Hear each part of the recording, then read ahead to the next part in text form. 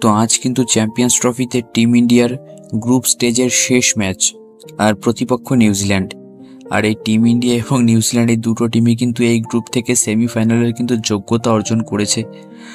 তবে গৌতম গম্ভীর কখনোই চাইবে না যে আজকের ম্যাচে তাদের মেন প্লেয়ারগুলো খেলুক, মানে প্লেইং ইলেভেনে যে প্রাইম প্লেয়ারগুলো ছিল তারা খেলুক, সেটা কখনোই চাইবে না। কারণ সামনেই রয়েছে কিন্তু সেমিফাইনাল, আর সেখানে গম্ভীর চান না যে তাদের টিমের প্রধান প্লেয়াররা যেন চোটগ্রস্ত হয়ে পড়ুক। সেই জন্য আজকের প্লেইং ইলেভেনে কিন্তু বেশ কিছু প্লেয়ারকে রেস্ট দেওয়া হবে, অর্থাৎ বেঞ্চের কিছু প্লেয়ারকে কিন্তু আজকে সুযোগ দেওয়া হতে পারে, এমনটাই কিন্তু খবর। আর সেটাই বলবো আজকের এই ভিডিওতে, যে টপ দুটো বড় বড় পরিবর্তনের আভাস কিন্তু আমরা পেয়েছি। আর কোন দুটো বড় পরিবর্তন, কোন দুটো বড় প্লেয়ারকে বসানো হবে, সেটাই আলোচনা করব আজকের এই ভিডিওতে। তো ভিডিওটা কিন্তু শেষ পর্যন্ত অবশ্যই দেখো, সঙ্গে ভিডিওর নিচে তোমরা অবশ্যই প্রেডিকশান করে দিও যে আজকের ম্যাচে কোন প্লেয়ার সব থেকে বেশি রান করবে, কোন বোলার সব থেকে বেশি উইকেট নেবে, এবং টিম ইন্ডিয়া ম্যাচটা জিততে পারবে নাকি পারবে না।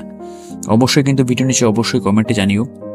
তো চলো দেখে নিই আজকের ম্যাচে নিউজিল্যান্ডের বিরুদ্ধে টিম ইন্ডিয়ার প্লেইং ইলেভেন। তো আমার মতে আজকের ম্যাচে ক্যাপ্টেন্সি করতে পারে শুভমান গিল, এবং তার সঙ্গে ওপেনিং করতে পারে KL রাহুল। হ্যাঁ বস, আমার মতে এটাই কিন্তু মনে হয়।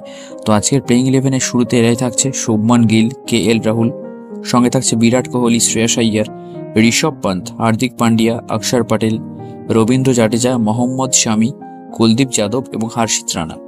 হ্যাঁ বস, আমার এটাই মনে হয়। ঋষভ পান্থ কিন্তু আজকে একটা সুযোগ পেতে পারে, কারণ আজকের ম্যাচে যেহেতু কোনো গুরুত্ব নেই, সুতরাং আজকের ম্যাচে আমার মনে হয় ঋষভ পান্থকে অবশ্যই একটা সুযোগ দেওয়া উচিত। অন্যদিকে রোহিত শর্মাকে আজকে অন্তত রেস্টে পাঠাতে পারে গৌতম গম্ভীর, এমনটাই কিন্তু শোনা গেছিল যে আজকের ম্যাচে শুভমান গিল ক্যাপ্টেন্সি করবে। সুতরাং শুভমান গিলকে ক্যাপ্টেন রেখেছি, এবং অন্যদিকে ঋষভ পান্থকে টিমে ঢোকানো হয়েছে আজকের এই প্লেইং ইলেভেনে। সঙ্গে তোমরা তোমাদের পছন্দের প্লেইং ইলেভেনটা কিন্তু কমেন্টে জানিও।